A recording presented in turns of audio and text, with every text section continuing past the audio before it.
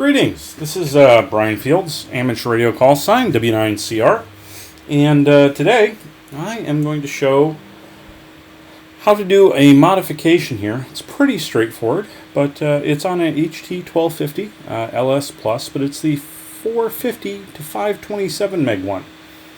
And all we're going to do is shift it so that it covers 440 to 517 megahertz.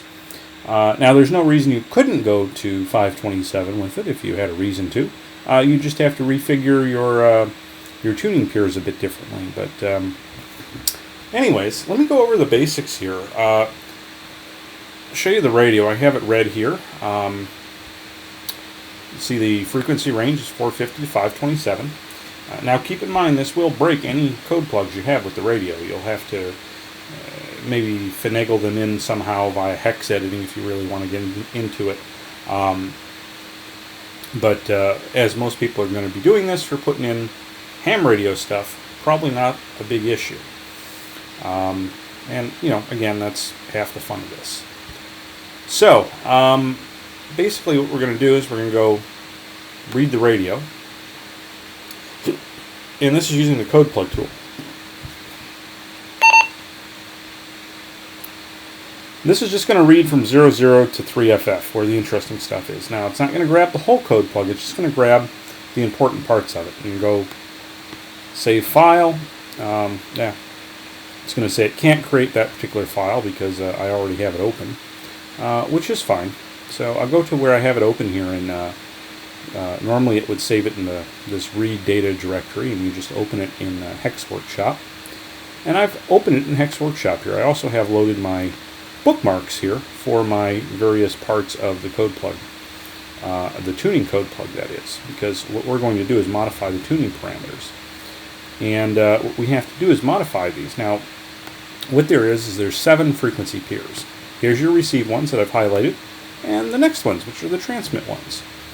And you can see it's 7 blocks of 2 frequencies. And the way these are encoded, it's basically, you know, here's your frequency, which is 1505, and you just simply multiply that by 5, and then add the base offset, which is in kilohertz, which is the 375000 or 375,000 to it, to give you the frequency.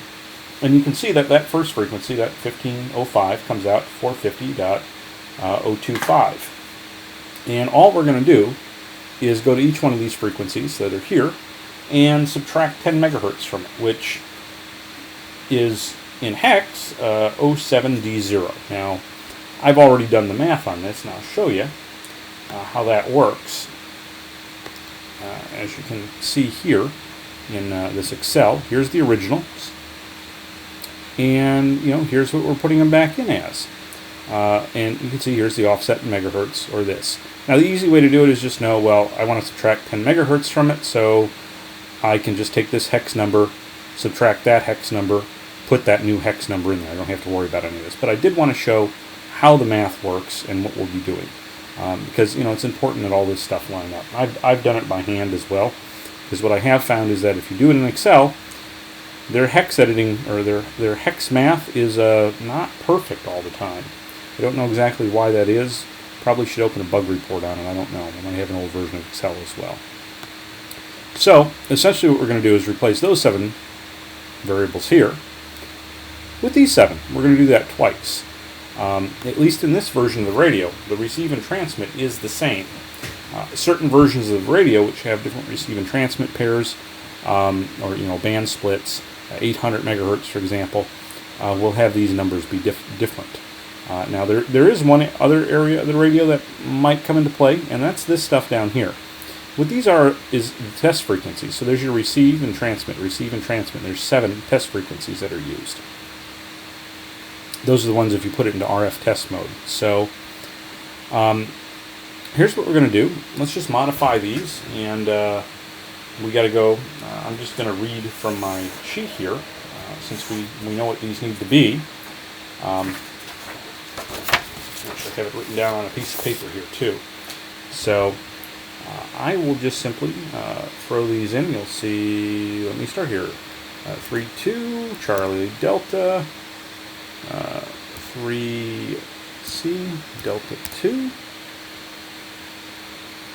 467, 50DC, 5AE1, 64E6, and then 6EB. Okay, and since that copied really nicely, I'm just going to take this,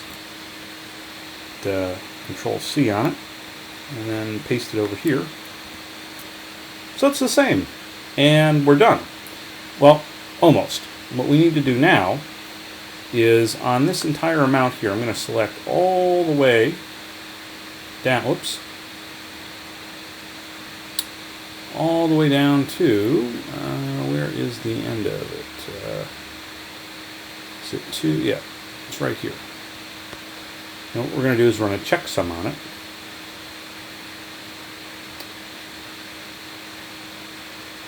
Checksum, 8-bit.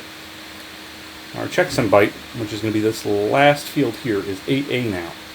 And it needs to be 5A, which means I need to subtract 2 from it, which means I think if I put a 2, if I put D0 here, we should be able to reevaluate. Whoops.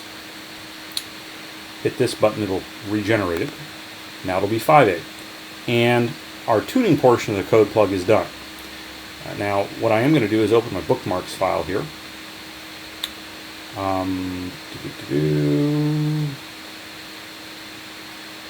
Just that stuff.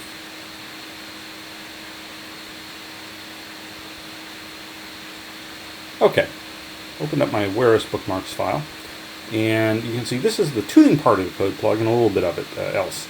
So, first thing we're going to do is take the tuning values, or not the tuning, the feature database portion of the code plug, excuse me, and I'm going to do a checksum on that. You're going to see that it's 5A, which is great. So here is the serial number of the radio. Here's the model number. Don't really need to change any of that stuff, but what I am going to change is the channel spacing. And this is actually based off the code plug map that's there. And what I'm going to do is take a look at it and change the, make certain my channel step and my base frequency are correct. And then look at my low frequency and my high frequency. So, let's see, bookmark, channel step, 02, which is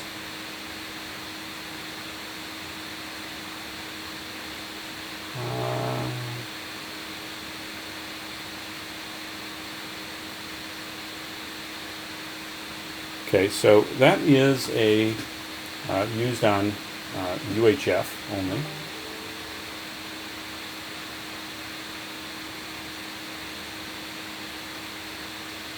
Which should give us our final channel step, and it will be fine. Now, our next thing that we have here is going to be the base frequency, and that's 3A98, and that's 1500. Now, that actually comes out to 375 megahertz is the base on this. So this here, okay.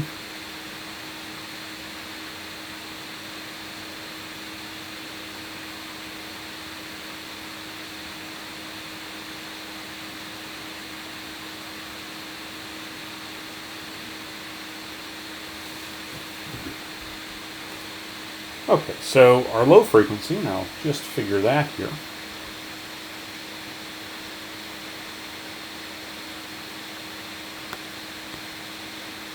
We want that to be 440 megahertz.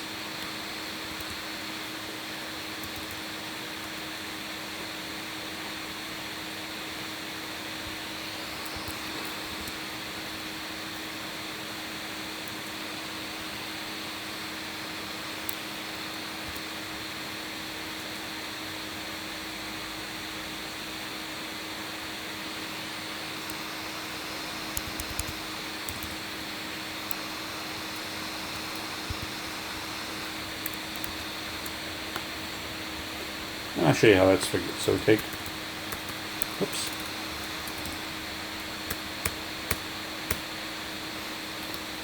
$440, and should be a subtract 375,000, 65 divided by 5 gives 13,000, which is exactly 2,000 less than what we need. And if we do this, convert, we're going to be at 32C8. And you can see how the math for this works. So I'll show you for the next one, which is, you can see here, it's 76C0. 76C0. And I'm just going to subtract 10 megahertz value from this, which is 7D0. And that'll be 6E-F0. And you're going to see how that works here in a second. It's 28.4.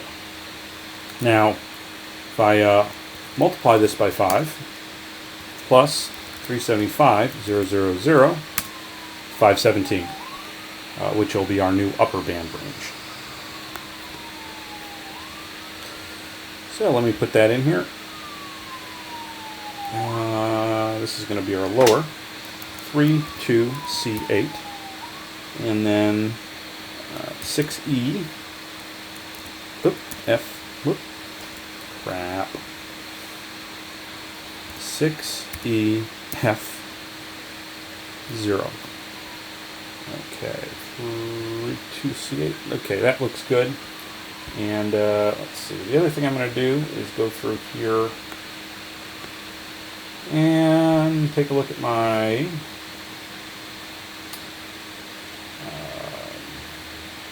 my regions sent well.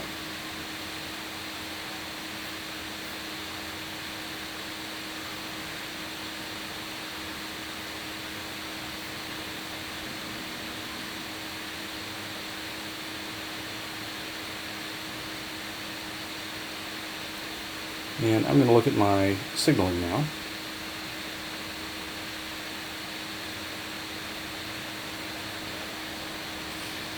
And I typically set this to FF.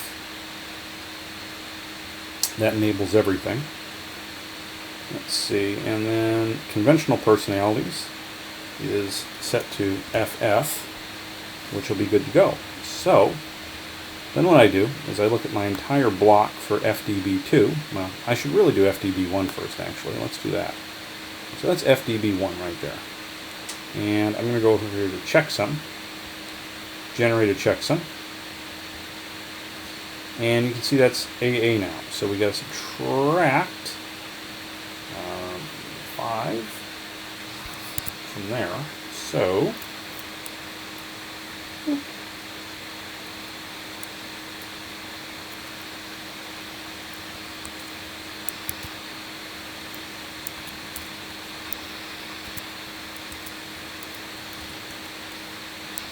that should be 5 from whatever that 9 is. So, 9, let's try a 4 there. I think this math should work. There we go. You see our FDB 1 is now 5A. We're going to do the same for the next one here. Checksum. This is the second part of it, and this is 2-3. So actually I think we did that already up here. So this is 2-3, and we need to get to 5A. So that 99, easy way to do this is, if we're going to be at 5A, we need to add 3 to the 9, which would be A, B, C.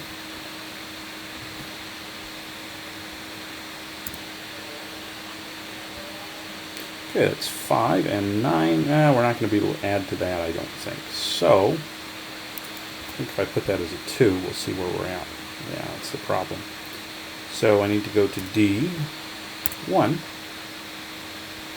check with 5B, D0, 5A. Okay. Now the last thing I'm going to do is check my checksum here across my entire feature block, and that should be 5A as well. Oop.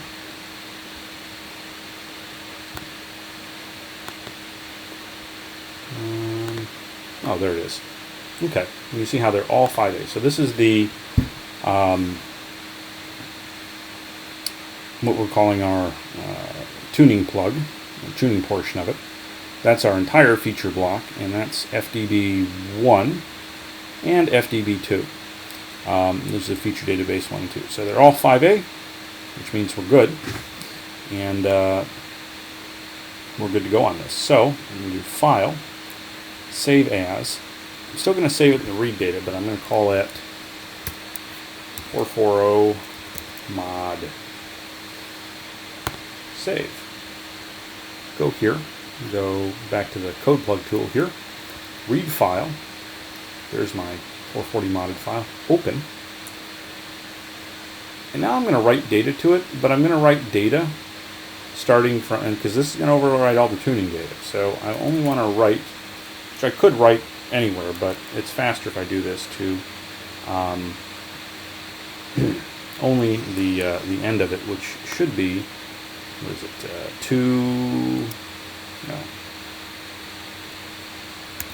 2FF, because at 300 right here is where the actual real part of the code plug starts. That's the channel information. So everything you can modify in the CPS is after 300. So let's program the radio. We'll hear it programming.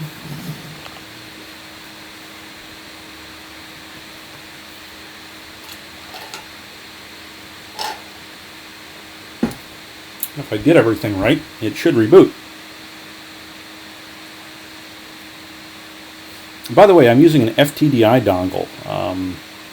It supports all the different waris radios, which is kind of nice. Actually works well with Windows here in CPS. Ah, it rebooted! And it didn't give me any problems. So let me do File, Read Device. Yeah, that's cool.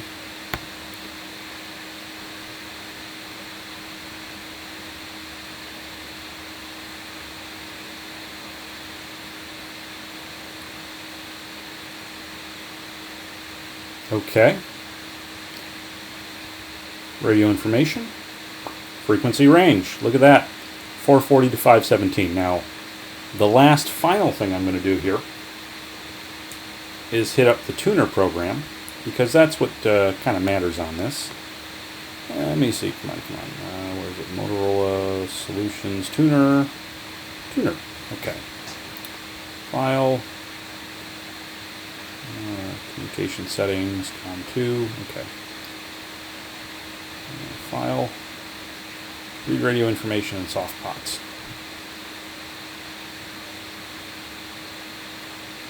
Now, technically you should realign this if you want to be perfect, but what I found is that 10 megahertz normally doesn't do anything to the radio. Okay. Now, let's see. Let's do a print preview on this. You can see right here, here's our receive side, 440, 025, 4, and 516, 975, which is exactly where it should be. And these are the tuning piers for that, and you can see on the transmit side, let's see, go to the next page here. I'm sorry this is so small, but here's your transmit power. You see how that's aligned as well. Boom, boom, boom.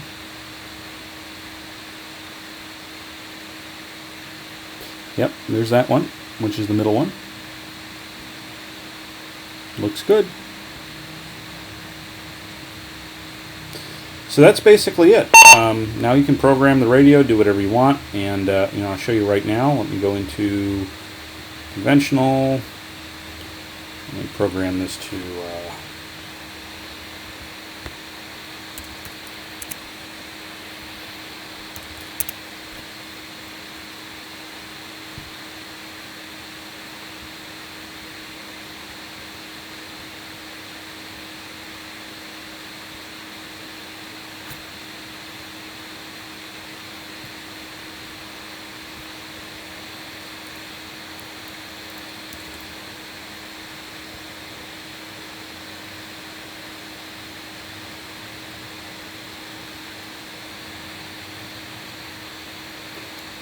I gotta figure out where this is in there.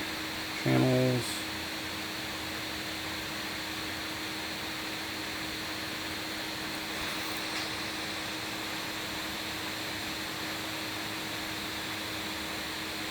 Okay, so this is going to be in the standby zone. Oh, that makes sense. Okay, let me program this radio.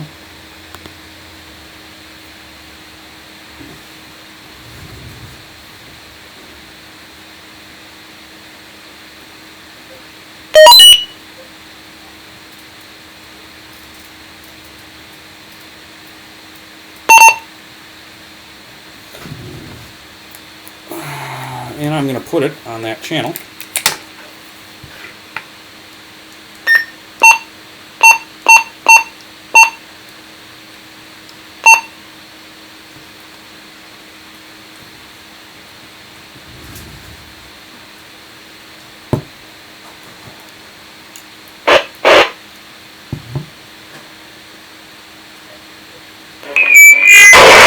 Here's me talking on that channel, W9CR.